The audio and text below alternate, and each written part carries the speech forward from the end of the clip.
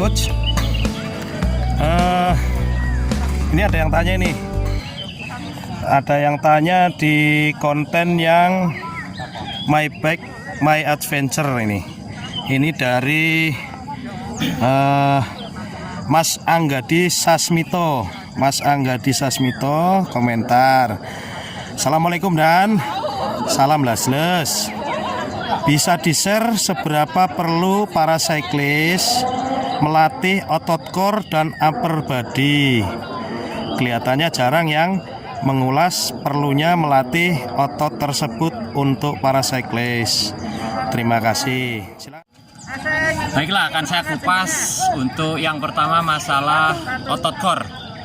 Otot core pengertian secara umum yaitu otot yang menumpang segala aktivitas kita, baik fleksibilitas atau segala aktivitas lain seperti otot tangan, otot kaki, otot perut, otot punggung. Yaitu bagaimana ketika kita aktivitas atau olahraga, otot core itu yang menopang segala kegiatan, sehingga otot core ini bisa dilatih. Ya, saya dari pengalaman saya akan saya sampaikan bagaimana untuk melatih otot core. Ya, yang saya lakukan yaitu salah satu caranya adalah dengan olahraga berlari, kemudian pull up, kemudian sit up, kemudian push up. Ya, juga bisa dilatih untuk lari naik turun tangga, itu juga untuk melatih ketangkasan, kelincahan otot-otot kaki kita, terutama paha kita.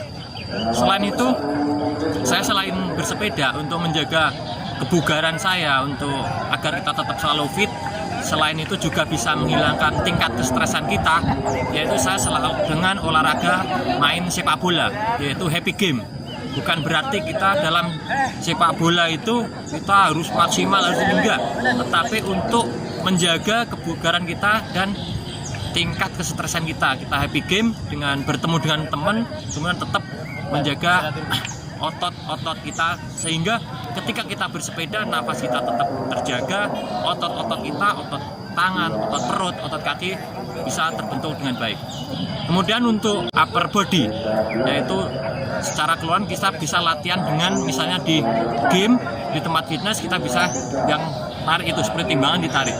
Dulu saya ikut fitness, tapi sekarang sudah jarang. Tapi itu bisa dilakukan dengan cara pull up. Ya, kita pull up, kita bisa menggantung. Menggantung itu fungsinya apa? Agar apabila ada otot-otot kita, otot punggung kita yang bermasalah, misalnya 30 detik atau 1 menit kita menggantung, secara umum itu bisa sembuh dengan sendirinya. Yang kedua, bisa dilakukan dengan cara berenang. Ya, dengan renang kita otot-otot kita yang tegang, sehingga semua otot yang ada dalam tubuh kita bisa kembali pulih. Ya, itulah beberapa cara-cara untuk melatih otot core dan upper body. Ya, jadi selain saya aktivitas bersepeda, juga melakukan olahraga lain seperti lari, tetap jogging, dan kemudian main sepak bola. Ya, jadi tidak masalah, yang penting ketika kita olahraga sepak bola jangan memaksa sehingga bisa mengakibatkan cedera. Selalu saya ingatkan, saya pesan, dalam berolahraga kesehatan adalah nomor 1, kemudian keselamatan juga harus diperhatikan, dan apabila kita bersepeda jangan lupa ikuti rambu-rambu yang lalu lintas yang ada di jalan. Salam sehat, salam goes, les.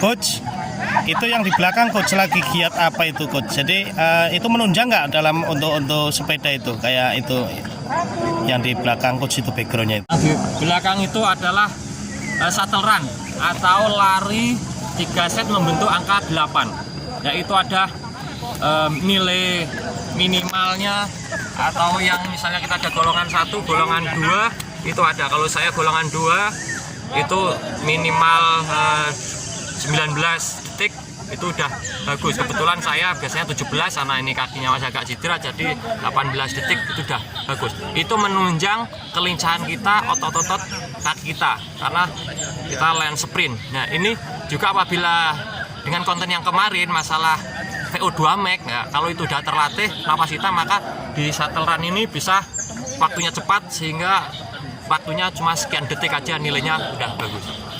Oke, tadi yang pertanyaan dari Mas Anggadi Sasmito semoga juga bisa terjawab dan semoga juga bisa mewakili para goeser semua atas dari pertanyaan dari Mas Anggadi Sasmito.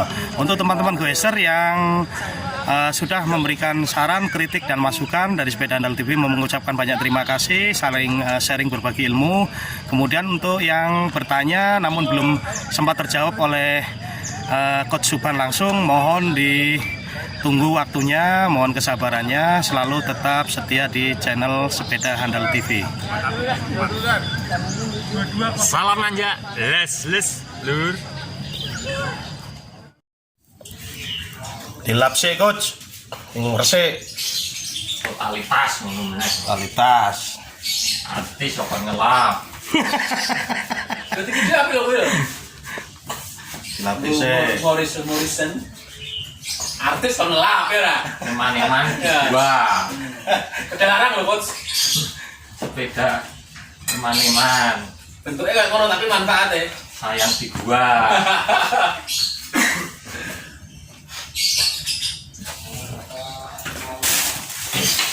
Nah, ini sebentar lagi akan ditunjukkan oleh Coach Subhan. Ini sementara dilapi dulu karena banyak debu.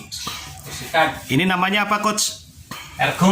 Ergo. Nah, yang konten kemarin itu adalah interval sprint, manfaat untuk berlatih interval sprint. Intinya untuk biar nggak ngos-ngosan di tanjakan maupun di jalan datar pada saat ada yang kita goes bareng. Dan yang ngebreak kemarin sudah dijelaskan semua lah pokoknya dari Coach Subhan. Nah, ini tahapannya untuk latihan interval sprint. Tekniknya nanti di sini dikasih tahu oleh Coach Subhan ini. Sementara biar artisnya ngelapi ergonya dulu.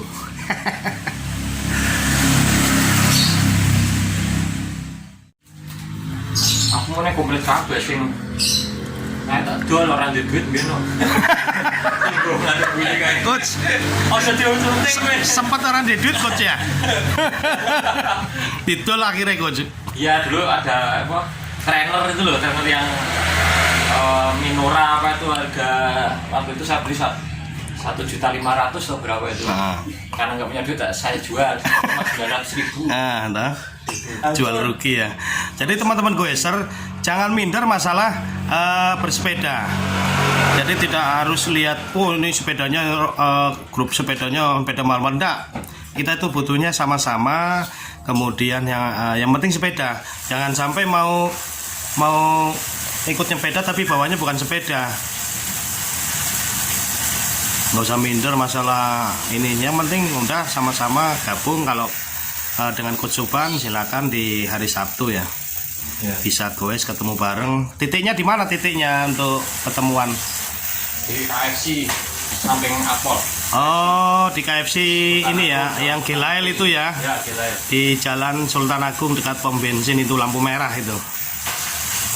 Yang seberangnya itu Grand Candi ada sama Patra Jasa. Ya, setelah ini akan ditunjukkan tahapan-tahapan untuk tip-tip bermain interval sprint oleh Coach Subhan dan membahas pertanyaan-pertanyaan para goeser semua. Ya, kali ini akan latihan RPM Cadden menggunakan ergo. Ya, apabila musim hujan kita bisa latihan RPM atau Cadden di rumah, di ruangan yang cukup. Apalagi kita yang udah bekerja, hobi, tidak ada waktu banyak, tetapi ingin tetap menjaga bagaimana kita bersepeda tetap kuat. Yaitu akan saya tunjukkan, akan saya praktekkan bagaimana latihan RPM dengan ergo. Yaitu seperti ini ya, pemilihan gigi ya, di ergo kita hampir sama dengan sepeda ya. Di depan misalnya ada 10 speed, kita menggunakan gear yang sesuai dengan tekanan kita. Kita ada speedometer di sini, misalnya kita melihat RPM kita 90 sampai 110. Kalau sudah kuat nanti antara 100 sampai 120 RPM kita. Jadi begini untuk latihannya ya.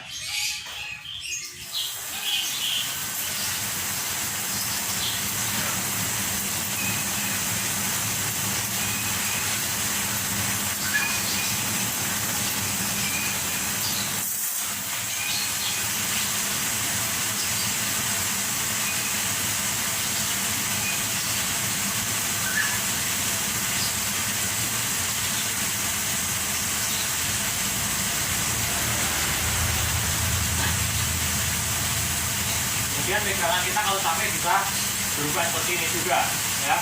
Ini adalah latihan catching atau RPM ya. Kita putaran kaki.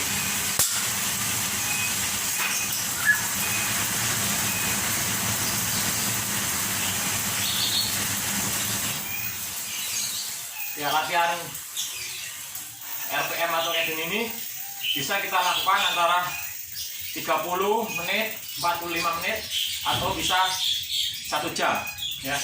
Jadi ketika kita waktunya mepet karena kerjaan, bisa pulang kerja sore atau malam hari, kita tidak masalah latihan catching atau RPM di rumah. Tapi jangan lupa sebelum kita latihan tetap perhatikan kesehatan kita. Jadi kita latihan dengan santai. Itu tadi masalah RPM. Kemudian dengan ergo ini juga kita bisa latihan interval sprint ya. Ada yang lainnya di kolom komentar bagaimana teknik-tekniknya untuk latihan interval sprint. Ya, di sini kita pilih ya gigi yang depan yang cukup berat ya, agak berat. Kalau yang di sepeda kan 53, misalnya 14 atau 15, di sini kita pilih yang berat. Bagaimana caranya? Kita ada video ini, kita melaksanakan interval sprint kira-kira kuat 10 detik atau 15 detik ya. Kita patokannya adalah detik karena tenaga kita maksimal sprint paling kalau dalam perlombaan atau apa itu paling jauh 200 meter atau 100 meter itu sprint. Jadi patokannya adalah detik. Kita melaksanakan maksimal ya. Di ergo ini kita maksimal nggak masalah karena berhenti dan kuat ya. Jadi akan saya tunjukkan pegangan kita adalah di bagian bawah sini ya, badan agak dicolongkan ke depan, kita full ya, kita full sprint kira-kira nanti 10 detik ya. 10 detik bisa dilakukan secara berulang-ulang ya. Misalnya 10 detik sprint, kita 1 menit atau 30 detik kita recovery santai ya. Jadi itulah tahapan-tahapan langsung akan saya praktekkan dengan ergo ini. Jadi para goeser yang di rumah sudah punya ergo bisa latihan ya. Akan saya berikan contoh bagaimana interval sprint di ergo ini.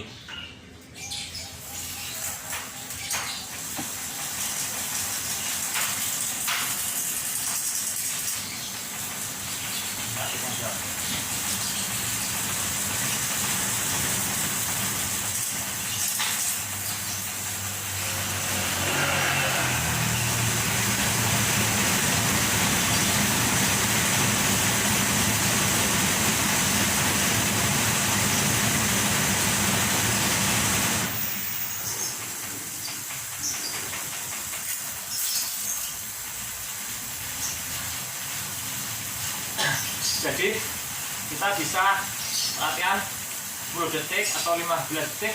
Habis itu kita santai lagi sekitar 30 detik atau 1 menit. Kemudian nanti kita ulangi lagi.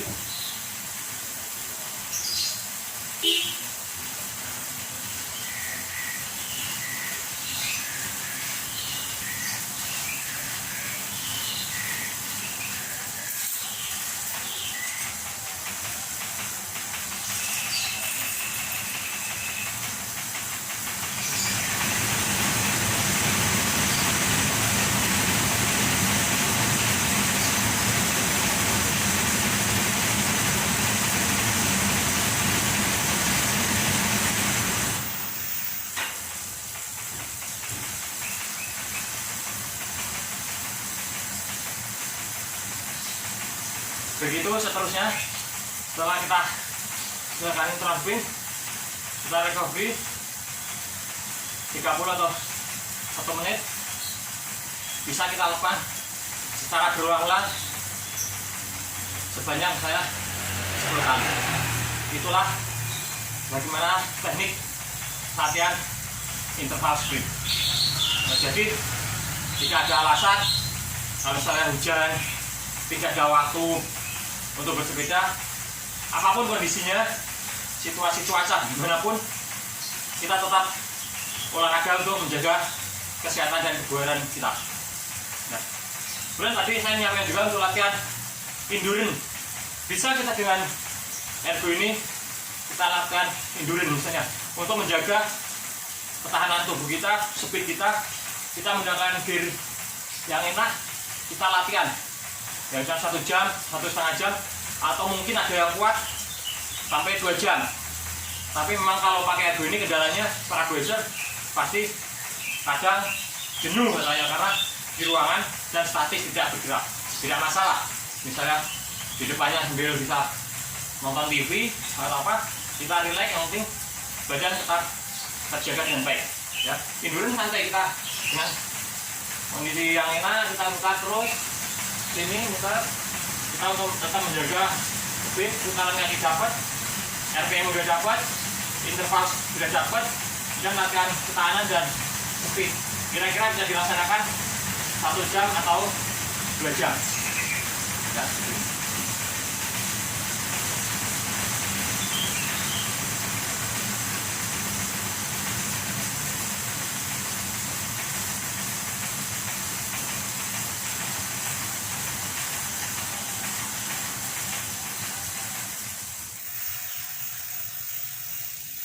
Nah itulah beberapa tips ya bagi para goeser ya yang katanya kebanyakan bekerja tetapi tidak memiliki banyak waktu untuk latihan sepeda keluar rumah. Bisa menggunakan ergo ini, banyak manfaat dari ergo ini ya. Tetap jaga kesehatan, keselamatan, dan jangan lupa kalau goes di jalan raya, patuhi rambu-rambu lalu lintas yang lain. Kita saling menghormati dengan pengguna jalan yang lain. Salam goes sehat, nanjak, les lur.